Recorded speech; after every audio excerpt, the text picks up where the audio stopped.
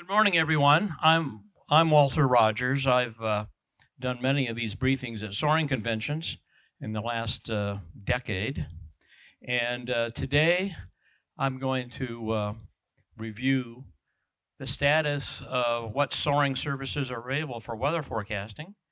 And this is my background. You can read it. I'm a retired meteorologist from 14 years ago in NOAA, National Weather Service. And I've been flying gliders since 1968. I have a small discus racing sailplane. Many of you know me here for some competitions. And I recently returned from my fourth World Gliding Championships where I've provided weather support. So that's my background, and let's move forward today. As I said, I'm going to talk about the status of soaring weather services. This will be similar slides to 2 years ago, but just some more small updates. And I'm not going to go through the details of how to get the big picture for a weather briefing in support of your soaring cross-country flight or local flying, but I am going to talk about the general outline of what you need to do to get the big picture and some tools for doing that. Many of you have used, if you're instructors especially, you might want to show your students how to use a Skew-T diagram.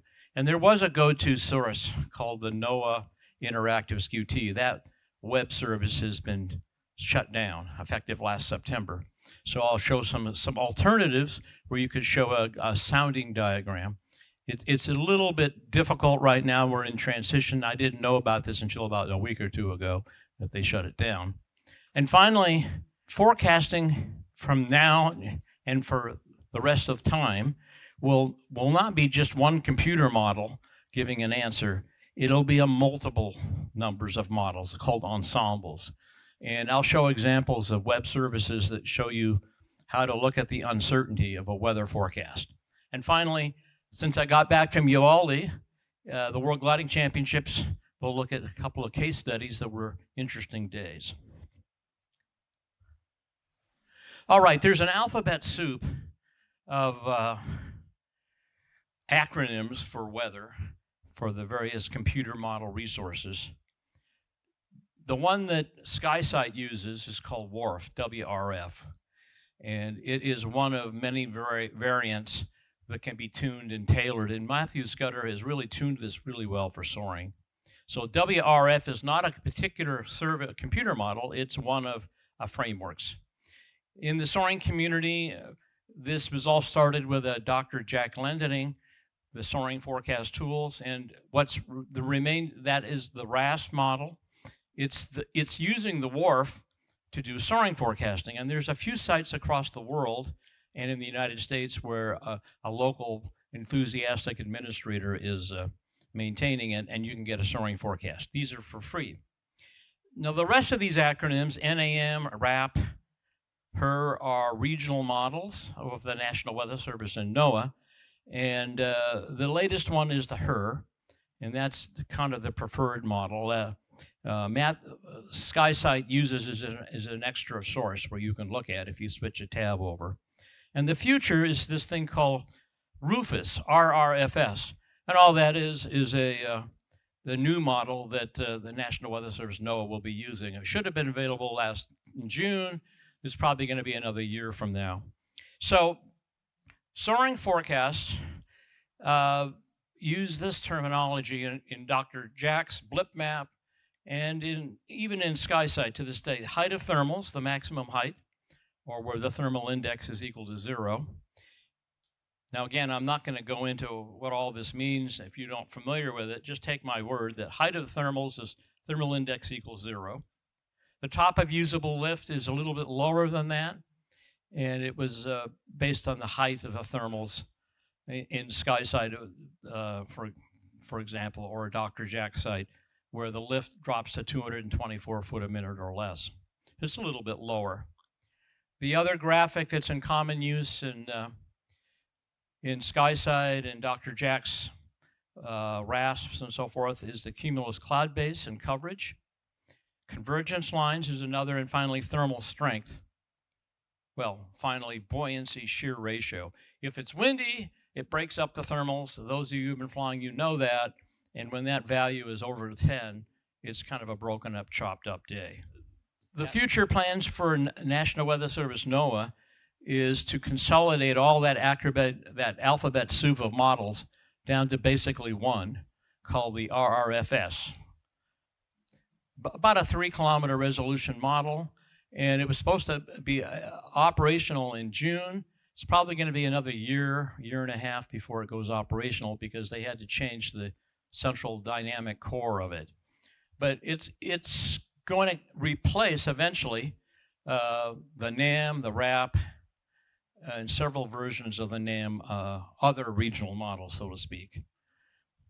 Now, the global model, the GFS model, is a 13-kilometer resolution model. You can only see it down to a fairly 25-kilometer resolution, which seems coarse right now.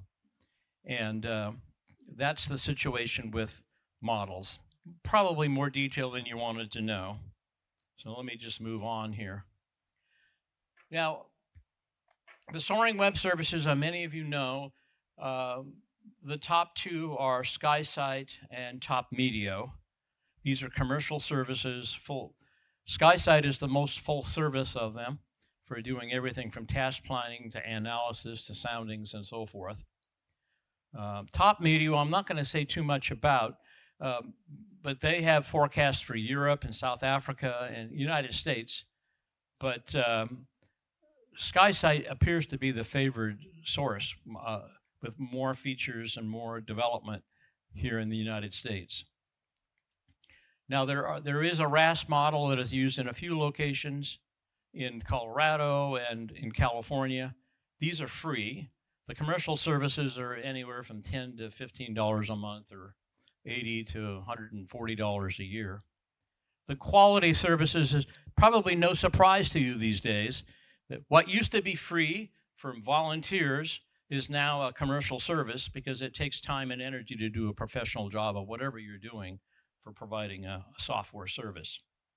And the original site, Dr. Jack, is operating intermittent, no more development mode.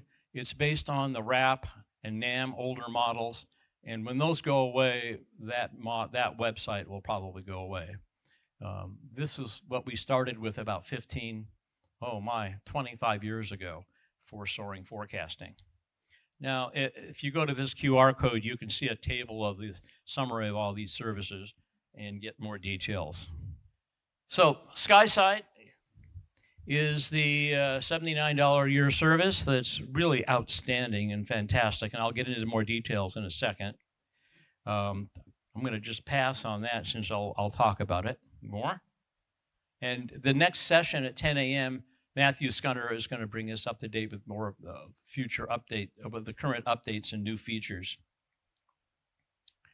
I've highlighted some of those new features already in here, but this is a collection of everything you need to know. It basically is a 6-day forecast from 8 a.m. to 9 p.m. each day, and the model is initialized daily for that each day. Actually, they updated it early in the morning, local time, depending on what region in the world. SkySight is discrete regions. I think there's 10 or 11 or 12 regions in the world. Western United States or Eastern U.S. are two in this country. And you can get quite detailed forecasts. The details may not be accurate to the finest detail, but it shows the bulk qualities of what the soaring day is going to be very, very well. You can also look at the National Weather Service HER model on SkySight on a separate tab. Not too many people look at that, but Skew-T soundings are available, satellite photos, radar, observed. He's got it all rolled in there. It's beautiful. The new things that have changed in the last year, or Matthew may correct me on that. I don't know when it started exactly, but it used to be initialized by the NOAA National Weather Service global model called the GFS. And it was done simply because it was good enough and no cost to him. But the better model that's acknowledged everywhere in the world by meteorologists, people doing forecasting is the European model. It's 9-kilometer resolution. It's the default in windy.com if some of you use that. And that's what's initializing our soaring forecast in SkySight now. There's a new cumulus overview graphic, which I'll get to in a minute, and something called a windgram, which I think you'll like. And for those of you who want a current satellite photo, you can go to a tab on that and get the GOES visible imagery and even overnight infrared. And it'll update for the last 3 frames, which is every 5 minutes. So if you're reusing SkySight in the air, which some people can do, just on an app on a smartphone and go to that satellite photo, you'll see the last 3 frames, and that would give you an overview of what the cumulus cloud field looks like typically if it's on a good soaring day. Matthew will talk more about the enhanced land surface model. The energy for soaring, as you know, is from the ground, from the soil moisture and the sun heating the ground, and he's come up with a custom high-resolution model there. So, and not least of which is creating and optimizing tasks and a whole host of other things. The new Cumulus Overview product looks like this. It's a combination of the thermal heights with individual dots that grow into globs of where the cumulus is going to be widely scattered or in congested clusters. And the colors are thermal height. And the shading, it takes a little while to get your head wrapped around what all this means. But you can see the mid and high cloud cover and the general thermal height and cumulus cover in one product. Matthew will have more to say about that in the next session. There is an option for a windgram. In other words, you select a point on the map and you get a time series for the day. I believe this starts at 6 a.m. and goes to 8 p.m. in this example, roughly something like that. And the vertical dimension are winds, using the meteorologist wonky wind barb symbols. The colors are the thermal strength. So the yellow would be 400 or 500 foot a minute, and the black line above there shows the thermal height. But most importantly, the cumulus that grows out of the top of the thermal layer are depicted by these little symbols, and you can get an indication of whether they're spread out, which is bad for soaring because it blocks the sun, or whether there's vertical development, which is good to the point where it's not. And we have what we call overdevelopment. And here at the end of the day, it's showing some showers coming out of some of the heavier cumulus. I've just heard about this here a couple of weeks ago, and it looks promising when I get back into my next soaring season. There is another site called Cross Country Skies. Not much has changed on that. It's $40 a year. It has all the same models that I mentioned, the alphabet soup, and it's a little harder to use, but it provides more detail of all the thermal indices and Dr. Jack information. Some people like that. If you're into technical things and understanding the user interface, that might be an option that you could look at. And then Top Medio was the first soaring web service started by Dr. Goretzky and his colleagues in Germany. It's a different approach, and they have a version of it for the United States, of course for Europe and South Africa. And I won't say more about it here except that it has not been updated much in the last year. And the only new thing was about a year and a half ago, they added mountain wave forecasting to the European mountain ranges, but they don't have that feature in the United States. Almost lastly, let's use that last, no. Yeah, last is the RAS models. You can see on the map in the world, there's only a few left in the United States now, in Colorado and a couple in California, but most of us are settling with SkySight because there's so much work and effort that goes into it for planning and tasking and looking at soaring data from the glider pilot point of view. If you it seems to work well if you have a dedicated person, volunteered system administrator to run this thing, and somebody to pay for the services for running it out of their gratis, then it works really well. But if you don't, and you had a RAS model in your region, if you want to take it on, it's a project to keep it up to date. So, what do I do when I get a briefing for soaring forecasting? Well, first I get the big picture, the mid-troposphere, which means 18,000 feet, 500 millibars. The tropopause is where the weather occurs in the atmosphere. It's usually anywhere from 30,000 to 45, 50,000 feet. Get a big picture of where the ridges are, the high pressures are, the frontal systems, anticyclones, highs, okay, technical jargon, and identify the general precipitation areas, cloud areas in your region. This really sets the stage so you know if there's a front coming, or you're going to be prefrontal where it could be weak soaring, or postfrontal where you might have good soaring with cooler air coming over your area for enhancing thermals.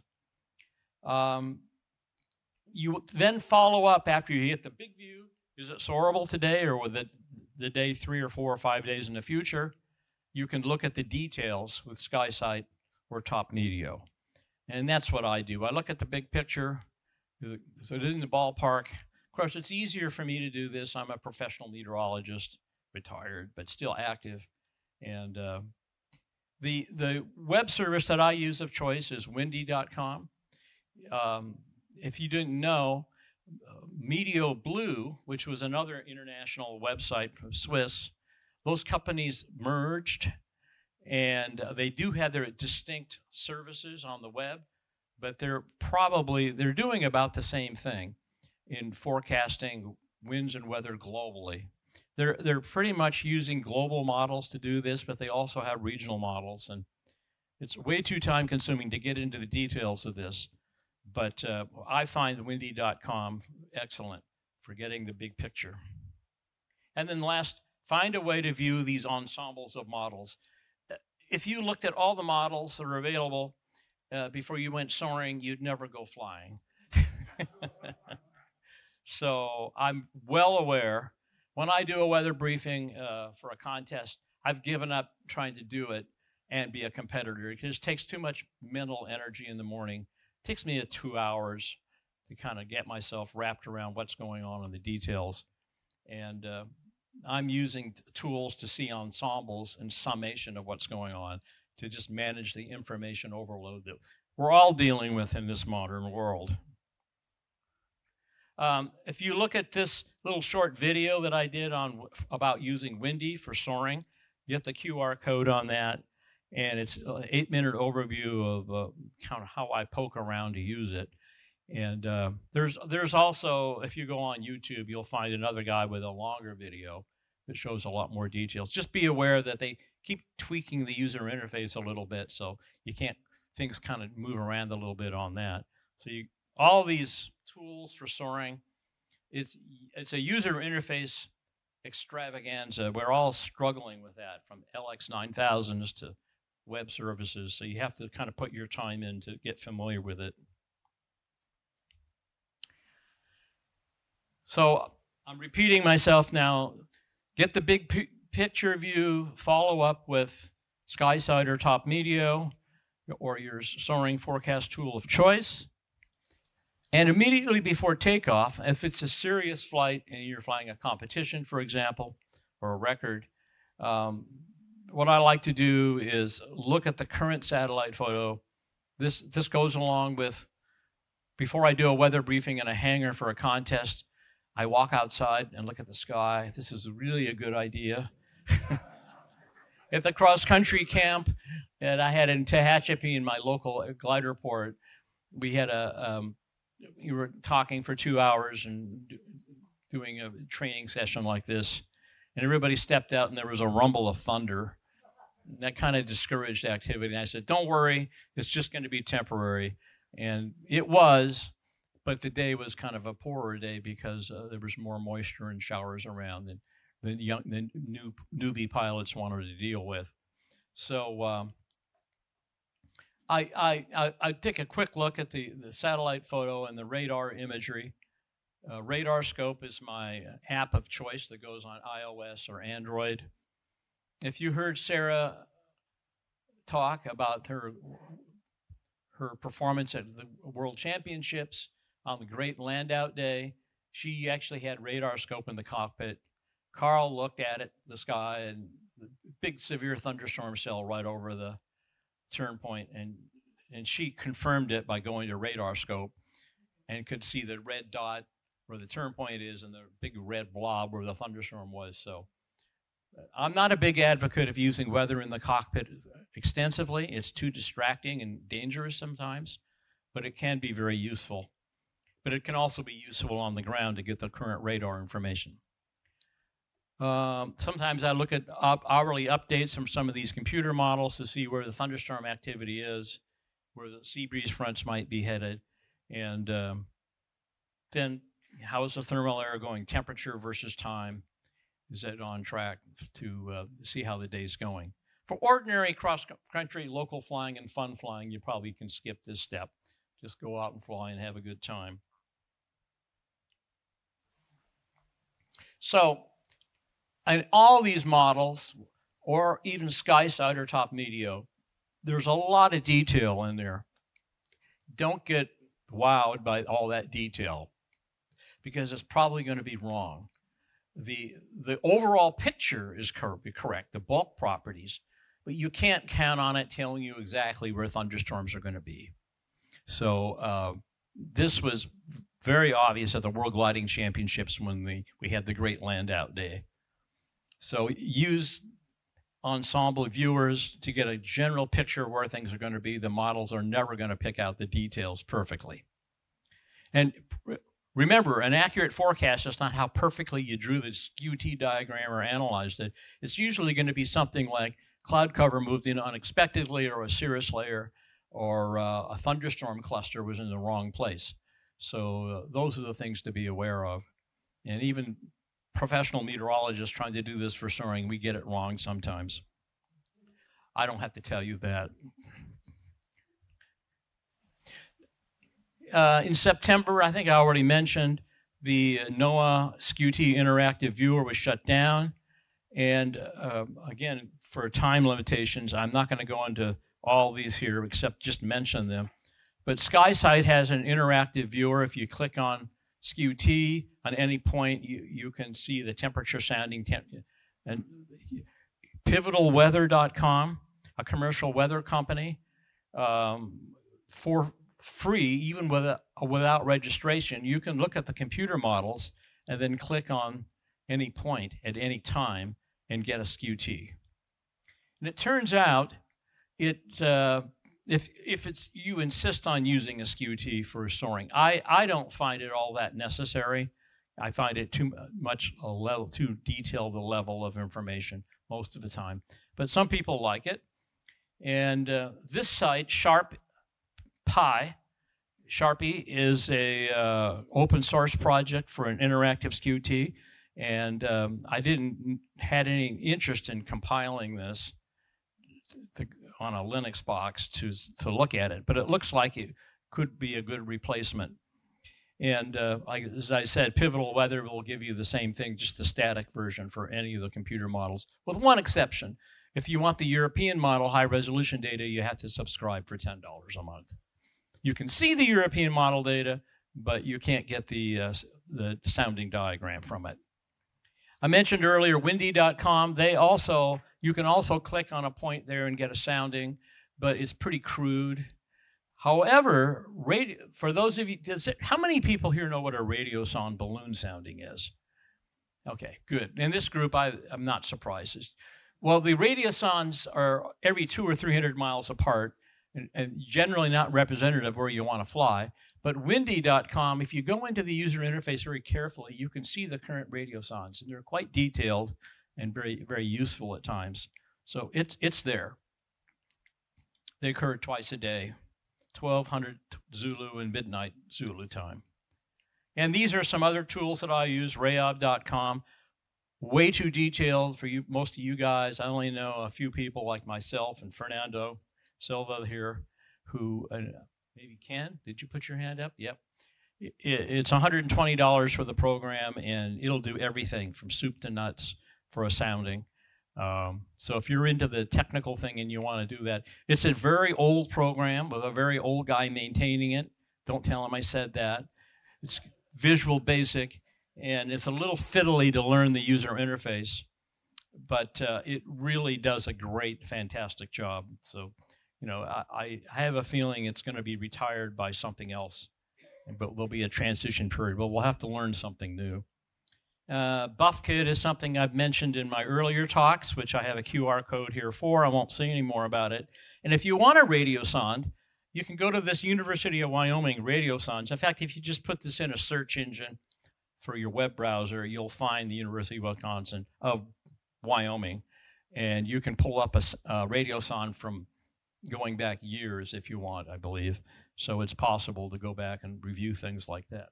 That Sharp Pi, this is what it looks like, exactly what it looks like when you click on it in pivotalweather.com. And this is actually from their source code repository, JIT repository. And if you're into that kind of thing, you can probably make this work as an interactive sounding. I might want to do it at sometime in the future, but I don't have enough time for most of this detailed stuff. Rayob.com, these are some of the diagrams I get from that.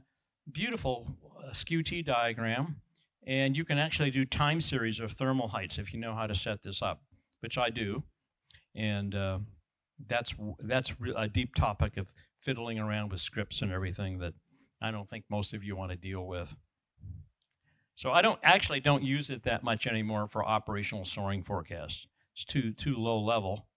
Some of the new things that are out there, this was a slide from 2 years ago, are quadricopters, or UAVs. They're called, this particular one in the top right is Mediomatics, Mediosonde, a Swiss company.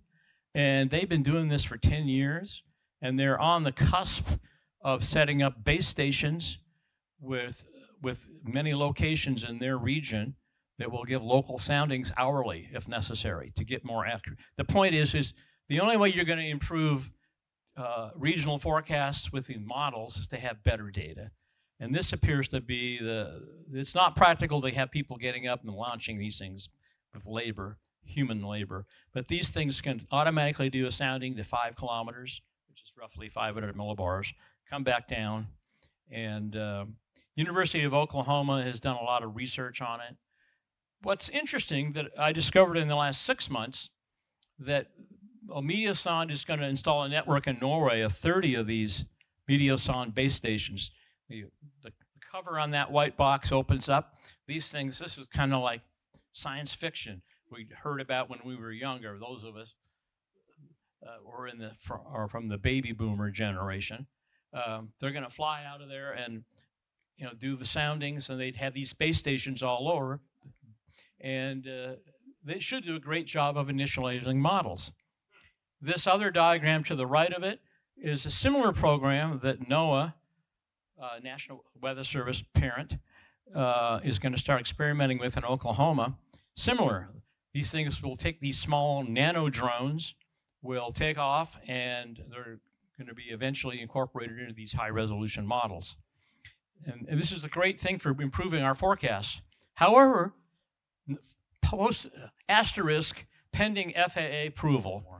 Dan Gudgel, my partner in the World Gliding Championships, is a ag pilot from years ago, and he represents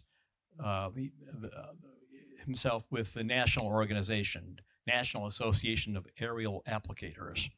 And they're very concerned about UAVs below 500 feet. And he gets into a fury about this because they shouldn't be there. Well, you know what? There's going to be a lot of UAVs flying around at low altitude. And how we separate from those things is going to become an issue. He did mention that UA Avionics mentioned at their conference, they haven't published it yet, there's going to be a $200 ADS-B out that could be available for the small aircraft, the crop dusters. But actually, these crop duster aircraft, some of them are getting really fancy avionics to begin with. So I'm afraid to tell you this, but I'm just going to say it. I think at some point we're going to have to all equip with ADS-B out. But the good news is there's some very inexpensive solutions for doing that coming on the horizon. Okay, that's kind of getting too political. At the World Gliding Championships, I wanted to have a local sounding. And Dan and I, and we investigated getting one of these quadricopters, Meteosons, loaned to us. It was just too expensive because they wanted to bring their pilot in and give, per diem and all that. But there is another solution from a company in Sweden. It's called, the product is called Windson. You can look at it at windson.com. And it's simply a very, very inexpensive balloon sounding system. See these white Dixie cups here? Those are 22 grams. And see that little stick lying in front of them? That's the transceiver that you plug into a laptop with an antenna. You go out and you fill these 9-gram balloons. Here's a firefighter doing it for 2 of them at once. And we did this every morning for about 9 of the days. And we got, this is a sample sounding. This happens to be the Great Land-Out Day. And the temperature is the lines to the right. The blue is our balloon sounding. And the red is a computer model sounding. And the lines to the left are dew point.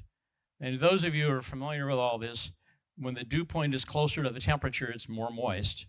And it showed a very juicy, moist day there. So I met my goal. We had a local sounding. Had it have been in the computer models, it probably wouldn't have made any difference. But if we would have had an array of 30 locations around Texas and the south central U.S., it could have improved the model forecast considerably. So I think, we have to fit in a world where there's compromises from all our interests. And the benefit for these UAVs is going to be services that we've never dreamed of and better weather forecasting. Ensembles, what does that mean? Model ensembles. Well, here's a weather map with all these squiggly lines on it. That's from ensemble of 12 model runs, and you see variations. The upper right-hand diagram is a sounding. Red is temperature, green is dew point. And you notice they're all over the map. So if you have an ensemble of 10 or 20 models, how do you even comprehend how to use this if you're trying to come up with a bottom line weather forecast? So there's some tools out there that help quite a bit. And I mentioned them here.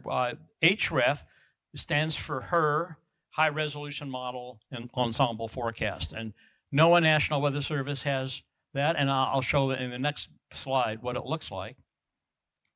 And National Blend 1D Viewer, actually, if you did a search on that and NOAA, you'd probably find the link to it. It's experimental, and I'll show you a sample of that. Okay. The HREF looks at 10 computer models. I know you can't see the details on this, but on the bottom here are colors for 10 different models. And what you're looking at here is where they're forecasting moderate or heavy rain, 40 dBz reflectivity, and some are and some aren't for a particular time and location. And the contour lines are probability of, I interpret it as probability of thunderstorms. So on that particular day, day 10 in the worlds, green, the center of the green circle is where Uvalde is. Big area of thunderstorms a little to the east and along the Gulf Coast of Texas. Bigger area around the northwest hill country. But there's a little bit of a gap in there. So Dan Gudgel and I, we looked at this and we said, it's going to be a showery day, but I think it's going to be a little east of our task area in Uvalde. Well, it didn't turn out that way. I'll show you the video in a moment. But it turned out to be a very impactful day. This national blend of models, the Weather Service themselves, forecasters having a hard time dealing with all these models and inputs. And this is a program that puts those ensembles together and gives you a probability. The top left corner is high and low temperature, the red and blue. And you notice there's a range. And you have a range of high temperatures in the forecast. And all this information below, for example, is precipitation, and you get range bars of what it could be. And essentially, it's giving you the probability of whatever parameter you're looking at. So I use this a lot to look at what's coming up. And it goes out about 6 or 7 days. So it's a really nice tool for, again, I tend to be way too much in the weeds. I see some people dozing here. So I know, I understand. There's a project at NOAA's laboratories in Boulder, Colorado, Government Services Division. And there's a gentleman there that's brilliantly brought all these ensemble models together in a service called DESI, Dynamic Ensemble-Based Scenarios for, it's a double acronym, okay. Any rate, you can pick any parameter you want in any ensemble of 10 or 20 models. There's like groups of different kinds, and there'll be more of them in the future. And you can see probabilities of a certain amount of rainfall or thunderstorms or lightning. This is way beyond what I can get into. But there's a really nice YouTube video. If I had the, I'll publish my presentation, and some of these are clickable links where you can go to. And this particular one, the developer talks about how he's using it and developing it, and this is going to be a future. Now, Matthew Scudder's approach to ensembles and probabilities of things has been question marks on SkySight when it looks like the models are having a lot more uncertainty. Right now is pretty much the answer for the day is the SkySight forecast. But as I say, things are changing. Okay, where are we? Uvalde, Texas, 2024. It ended August 30th, I believe. And on August 28th, we had a tremendous land-out day, the Great Land-Out Day. And I'll talk about that in a moment, but a minor case was a sea breeze front that came up from the Gulf Coast, Texas. And pretty innocuous. We'll look at it also, and then lessons learned. So let's move to that. Okay. This was August 23rd. And what you're looking at here is a satellite photo. The green areas are overlaid radar on it. Okay, this is the PDF version, so we could have shown my original version. This would have animated. Unfortunately, it isn't. But there was a thunderstorm along the coast, and it spread cirrus up towards San Antonio and southeast of Uvalde. And the task on one of the legs intersected the cirrus plume, and a bunch of gliders landed in 20-meter class. Not a bunch, 4 or 5. And Matthew Scudder got really low. He was unhappy that we called a task in an area where a cirrus plume came in over the task area. Now, our U.S. team pilot, Sean Fiddler, went through it, and he did well. He came in second for the day. So it was a flyable day. But the point that I want to leave you with here is that the thing that was important for the day wasn't all the numbers and Skew-Ts and everything you could get out of all that pile of data, but it was just this very subtle feature that messed up a task. And those of you who experienced contest people, you know what I'm talking about or done it across the country. That's all I'm going to say about that. This is a combination of visible imagery and radar echoes for the whole day, from 12 p.m. to 6 p.m. And I overlaid on it the task of the 20-meter the 20-meter of the two-place. The plus symbols are lightning, and the red areas and dark red are not radar rain intensity, they are echo tops. So just so you know what you're looking at here. Now, if I had the video version, which I'll bring up separately here in a moment, unfortunately, this is starting at 17Z. See, what is that? That's 12 noon. At 12 noon, in the top corner of these red lines here is the start cylinder and start line and finish cylinder. So they started up at the north and came down to the south. And the southwest point down here, I know you can't read the names, Bella Vista Ranch. And if I had this animating right now, you would see these light rain showers that were already going at noon. The tops, the green indicates tops of 20 or 25,000. So it's very benign at that time. But eventually, a very strong cell developed right over Bella Vista. And everything, and then a line formed from Uvalde south with big cells, and everything to the west of it was dead pretty much. And pilots had a hard time getting into that first turn point. Now there were two other tasks, so they didn't go to the same. They all went to the same general area here down, and they were assigned tasks. He had to go within 500 meters of a turn point. So it basically said, you got to go there. Unfortunately, there's a severe big thunderstorm there, so that's what caused the problem that day. So here was my kind of analysis of it. Light showers, it may not develop, and they're getting ready to launch. And by 1 p.m., they increase intensity and get a little higher tops. 2 to 4 p.m., echo tops indicate a line of sight north-south. That one big cell at the south edge of the task was 45,000, probably. And you would not want to go in there. And nobody really did until they could get in there safely.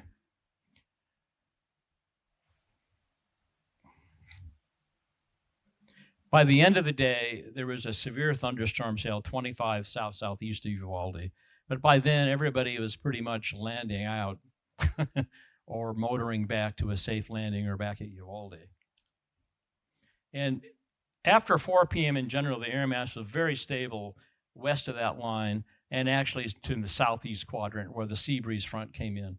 So I'll come to a conclusion about what I think happened that day and make some lessons learned comments.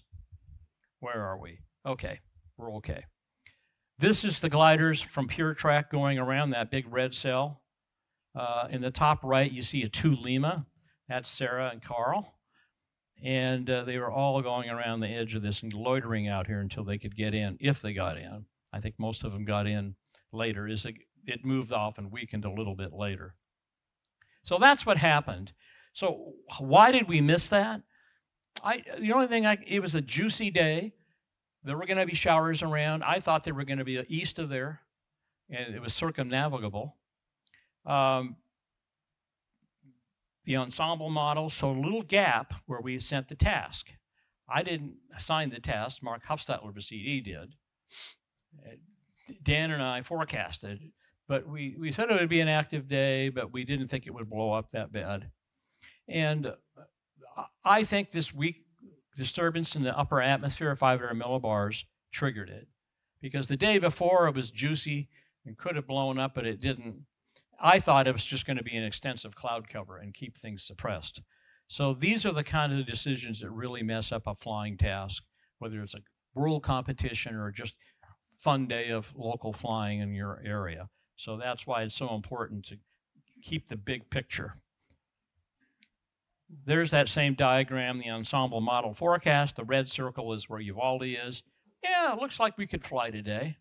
So much for that theory. And this was the radio sonde nearby at Del Rio. And for those of you who know how to interpret these things, that red area means it's buoyant and up to 35, 40,000 feet level of free convection. So I didn't have that sounding. We did have a local sounding that knew it was moist, but we thought we could get away with it. In wrapping up, lessons learned, the day-to-day weather changes seemed small leading up to that land-out day. And the only difference was copious amounts of moisture, which potentially could blow up, but we didn't think it would. The ensemble of 10 models, including SkySight, didn't really show it blowing up to big thunderstorms. SkySight showed a lot of light shower activity in that area. So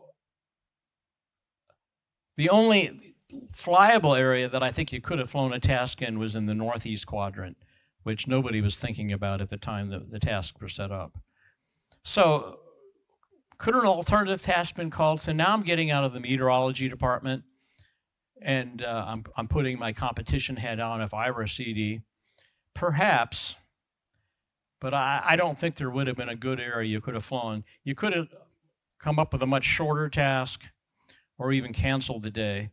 But who am I to criticize a decision like that at a World Gliding Championship? I think they should not have called an assigned task for sure, but and possibly canceled the day. But I'm not sure I would have done it. I would have thought there was an alternative that could have gotten something in briefly. My main takeaway is this. Let me see, remind myself what it was. Oh, yes. The competition director, the CD, and the meteorologist should work very closely together, especially after the pilot meeting, right up until launch, to just look at these subtle changes and be prepared to come up with an alternative. You can't relax, especially when the clouds are building and the showers are around on the airport. And you want to use the latest satellite and radar to reassess. The models can be wrong. And the future may have better forecasts, but we're still going to have to deal with the world reality of uncertainty. And that's all I have for today. If there's any questions, thank you very much.